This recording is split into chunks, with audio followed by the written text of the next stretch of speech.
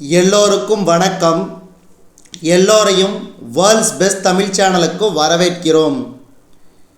இந்த காணொளியில் நாம் பார்க்கவிருப்பது தினசரி நடப்பு நிகழ்வுகள் 14 மே 2025, 15 மே 2025 மற்றும் 16 மே 2025 ஆகிய 3 தினங்களுக்குரிய தினசரி நடப்பு நிகழ்வுகள். இதுவரைக்கும் நம்ம வேர்ல்ட்ஸ் பெஸ்ட் தமிழ் சேனலை சப்ஸ்கிரைப் பண்ணாத புதிய நண்பர்களாக இருந்தீங்கன்னா சப்ஸ்கிரைப் பண்ணிவிட்டு காணொளிகளை பாருங்கள். முதல் கேள்வி, மத்திய அரசு பணியாளர் தேர்வாணையத்தின் புதிய தலைவராக நியமனம் செய்யப்பட்டவர் யார்? மத்திய அரசு பணியாளர் தேர்வாணையம் எனப்படுகின்ற யூபிஎஸ்சியின் புதிய தலைவராக நியமனம் செய்யப்பட்டவர் யார்? Option B, Ajay Kumar. இப்போ இவரை பற்றின தகவல் பார்க்க போகிறோம். அதாவது மத்திய அரசு பணியாளர் தேர்வாணையத்தின் புதிய தலைவராக பாதுகாப்புத்துறையின் முன்னாள் செயலரும் ஓய்வு பெற்ற IAS அதிகாரியுமான அஜய் குமார் நியமிக்கப்பட்டார். யூபிஎஸ்சி தலைவராக இருந்த பிரீத்தி சுதனின் பதவிக்காலம் ஏப்ரல் 29ஆம் தேதி நிறைவடைந்தது. இதனை அடுத்து காலியாக இருந்த இப்பதவிக்கு அஜய் குமார் நியமிக்கப்பட்டுள்ளார். அவரது நியமனத்துக்கு குடியரசுத் தலைவர் ஒப்புதல் வழங்கியதாக மத்திய பணியாளர் துறை வெளியிட்ட ஆணையில் தெரிவிக்கப்பட்டுள்ளது. இவரை பற்றின தகவல், அதாவது 1985ஆம் ஆண்டு கேரள பிரிவைச் சேர்ந்த ஓய்வு பெற்ற IAS அதிகாரியான அஜய் குமார் 2019 முதல் 2022 வரை பாதுகாப்புத்துறை செயலராக பணியாற்றியவர். IAS, IFS, IPS உள்ளிட்ட குடிமைப்பணி தேர்வு மற்றும் பிற முக்கிய தேர்வுகளை யூபிஎஸ்சி நடத்துகிறது. இந்த ஆணையத்தில் தலைவர் மட்டுமின்றி அதிகபட்சமாக 10 உறுப்பினர்கள் வரை இடம்பெறுவர். தற்போது 2 உறுப்பினர்கள் இடம் காலியாக உள்ளது. யூபிஎஸ்சி தலைவர் அதாவது 6 ஆண்டு பதவி காலத்துக்கு அல்லது 65 வயதை எட்டும் வரை நியமிக்கப்படுவார் என்பது குறிப்பிடத்தக்கது. அடுத்தது இரண்டாவது கேள்வி, பாகிஸ்தானின் பலுச்சிஸ்தான் மாகாண காவல்துறையின் முதல் ஹிந்து துணை ஆணையராக நியமனம் செய்யப்பட்டவர் யார்? பாகிஸ்தானின் பலுச்சிஸ்தான் மாகாண காவல்துறையின் முதல் ஹிந்து ஆணையராக அதாவது துணை ஆணையராக நியமனம் செய்யப்பட்டவர் யார்? காசிஸ் சௌத்ரி. அடுத்து மூன்றாவது கேள்வி, இந்திய உச்சநீதிமன்றத்தின் எத்தனையாவது தலைமை நீதிபதியாக PR கவாய் அவர்கள் பதவியேற்றார்? இதுக்கு சரியான விடை 52வது. அடுத்து நான்காவது கேள்வி, பட்டியலினத்தைச் சேர்ந்த 2வது உச்சநீதிமன்ற தலைமை நீதிபதி என்ற பெருமையை பெற்றவர் யார்? பட்டியலினத்தைச் சேர்ந்த 2வது உச்சநீதிமன்ற தலைமை நீதிபதி என்ற பெருமையை பெற்றவர் யார்? இதுக்கு சரியான விடை ஆப்ஷன் ஏ, PR கவாய். முதல் தலைமை நீதிபதி KG பாலகிருஷ்ணன். இதை பற்றின ஒரு முழு தகவல், அதாவது உச்சநீதிமன்ற தலைமை நீதிபதியாக PR கவாய் அவர்கள், இவருக்கு பார்த்திங்கன்னா 64 வயது, பதவியேற்றார். 52வது தலைமை நீதிபதியாக பட்டியலினத்தைச் சேர்ந்த 2வது உச்சநீதிமன்ற தலைமை நீதிபதி என்ற பெருமையை பெற்றார். உச்சநீதிமன்றத்தின் 51வது தலைமை நீதிபதியாக இருந்த சஞ்சீவ் கண்ணா ஓய்வு பெற்றார். அவரை தொடர்ந்து இவர் பதவியேற்றார். குடியரசுத் தலைவர் மாளிகையில் நடைபெற்ற பதவியேற்பு விழாவில், அதாவது குடியரசுத் தலைவர் திரௌபதி முர்மு அவர்கள் PR கவாய் அவர்களுக்கு பதவி பிரமாணம் செய்து வைத்தார். PR கவாய் அவர்கள் ஹிந்தி மொழியில் உறுதிமொழி ஏற்றார். இந்த நிகழ்ச்சியில் குடியரசுத் துணைத் தலைவர் ஜெகதீப் தன்கர், பிரதமர் நரேந்திர மோடி, மத்திய அமைச்சர்கள் ராஜ்நாத் சிங், JP நட்டா, அர்ஜுன் ராம் மேக்வால், முன்னாள் குடியரசுத் தலைவர் ராம்நாத் கோவிந்த் உள்ளிட்டோர் கலந்து கொண்டனர். KG பாலகிருஷ்ணனுக்கு பிறகு, அதாவது உச்சநீதிமன்றத்தில் பட்டியலினத்தைச் சேர்ந்த முதல் தலைமை நீதிபதி KG பாலகிருஷ்ணன் 2007 2010 வரை பதவி வகித்தவர். அவருக்கு பிறகு 2வது தலைமை நீதிபதியாக PR கவாய் அவர்கள் பதவியேற்றார். பௌத்த மதத்தைச் சேர்ந்த முதல் உச்சநீதிமன்ற தலைமை நீதிபதி என்ற பெருமையை அவர் பெற்றுள்ளார். அதாவது அம்பேத்கருடன் பௌத்த மதத்தை தழுவிய தந்தை பி.ஆர். கவாயின் தந்தையான ஆர்.எஸ். கவாய் சட்டமேதை பி.ஆர். அம்பேத்கருக்கு நெருக்கமாக இருந்தார். கடந்த 1956ஆம் ஆண்டு அம்பேத்கர் பௌத்த மதத்தை தழுவிய போது அவருடன் சேர்ந்து ஆர்.எஸ். கவாயும் பௌத்த மதத்துக்கு மாறினார். முன்னாள் நாடாளுமன்ற உறுப்பினரான அவர் கேரளம், சிக்கிம், பீகார் மாநிலங்களின் ஆளுநராக இருந்தார். இப்போ பி.ஆர். கவாயின் பின்னணி 1960ஆம் ஆண்டு நவம்பர் 24ஆம் தேதி மகாராஷ்டிரா மாநிலம் அமராவதியில் பிறந்தவர். 2003ஆம் ஆண்டு மும்பை உயர்நீதிமன்றத்தின் கூடுதல் நீதிபதியாக நியமிக்கப்பட்டார். 2005ஆம் ஆண்டு அந்த உயர்நீதிமன்றத்தில் நிரந்தர நீதிபதியானார். 2019ஆம் ஆண்டு உச்சநீதிமன்ற நீதிபதியாக பதவி உயர் பெற்றார். தற்போது 2025ஆம் ஆண்டு உச்சநீதிமன்றத்தின் தலைமை நீதிபதியாக பதவியேற்றார்.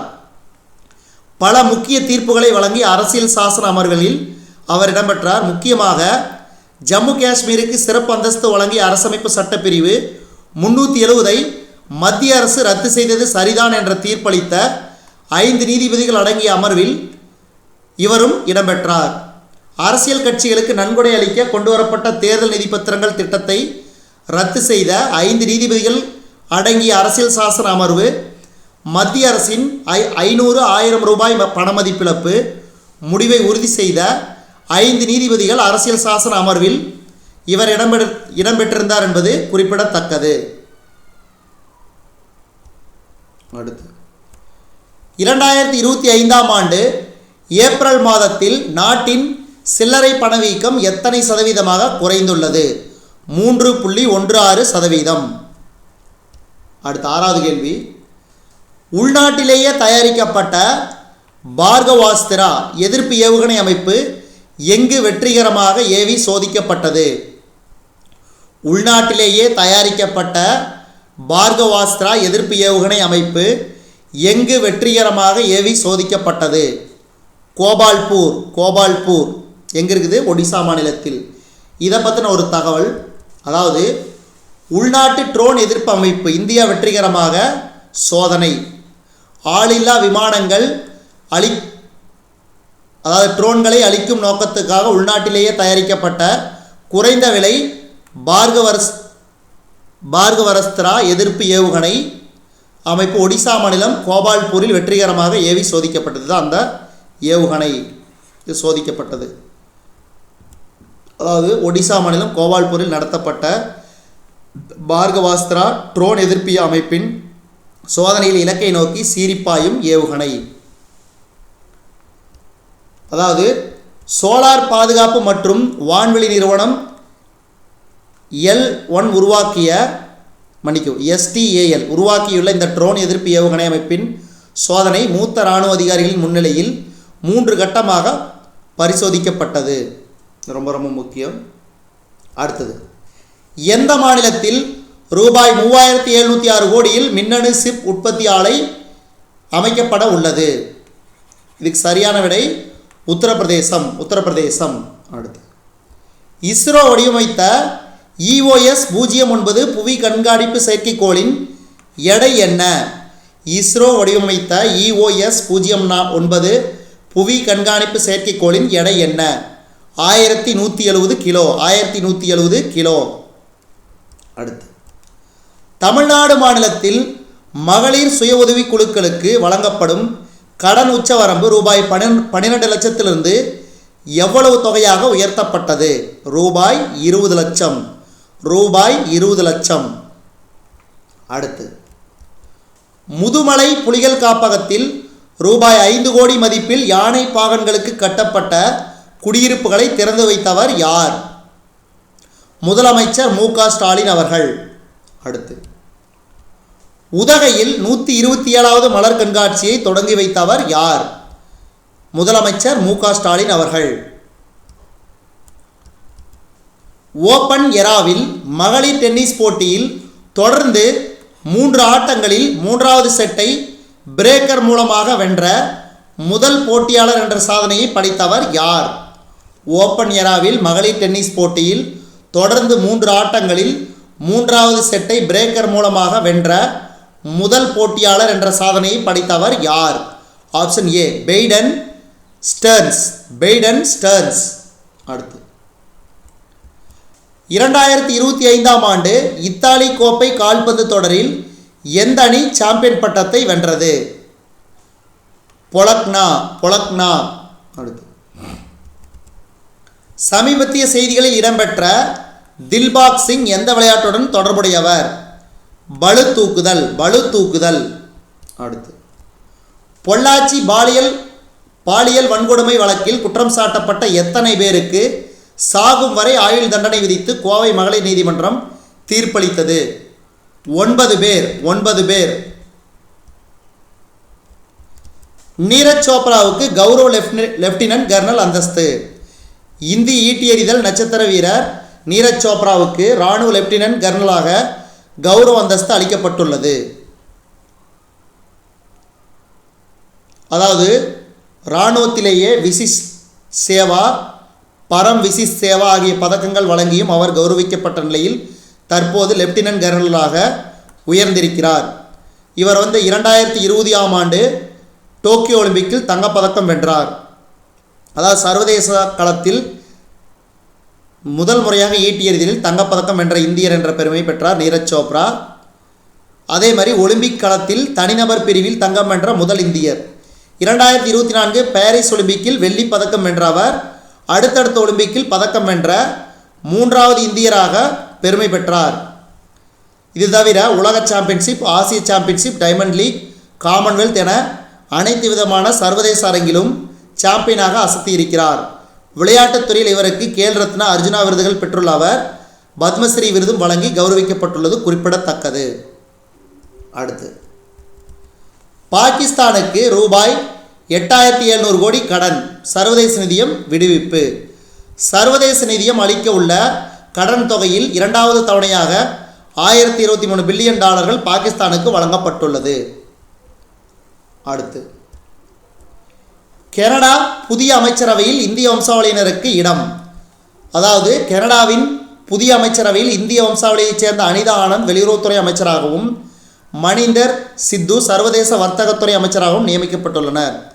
தற்போது கனடா நாட்டின் பிரதமராக யார்? மார்க் கார்னி அவர்கள் உள்ளார். மொத்தம் 28 பேர் கொண்ட அமைச்சரவையில் அனிதா ஆனந்த், மணிந்தர் சித்து ஆகிய இருவரும் இணைந்துள்ளனர், குறிப்பிடத்தக்கது.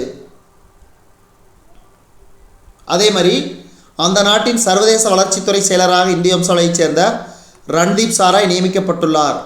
அவர் சர்ரே சென்டர் தொகுதி எம்பியாக உள்ளார். அடுத்து, இந்திய யூனியன் முஸ்லீம் லீக் தலைவராக காதர் மொஹிதீன் மீண்டும் தேர்வு. இந்திய யூனியன் முஸ்லீம் லீக் தேசிய தலைவராக காதர் மொஹிதீன் 3ஆம் முறையாக தேர்வு செய்யப்பட்டுள்ளார். இதுவரைக்கும் நம்ம இந்த காணொளி வாயிலாக பார்த்தது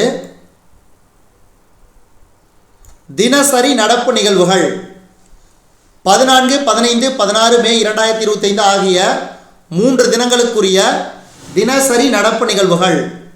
இந்த காணொளி உங்களுக்கு பிடிச்சிருந்துச்சுன்னா லைக் பண்ணுங்கள், கமெண்ட் பண்ணுங்கள். மறக்காமல் இந்த காணொளியை உங்கள் நண்பர்களுக்கும் மற்றவர்களுக்கும் ஷேர் பண்ணுங்கள். மேலும் புதிய காணொளிகளுக்கு நம்ம வேர்ல்ட்ஸ் பெஸ்ட் தமிழ் சேனலோடு இணைந்தே இருங்கள். தொடர்ந்து நம்ம வேர்ல்ட்ஸ் பெஸ்ட் தமிழ் சேனலுக்கு சப்போர்ட் பண்ணுங்கள். நன்றி, வணக்கம்.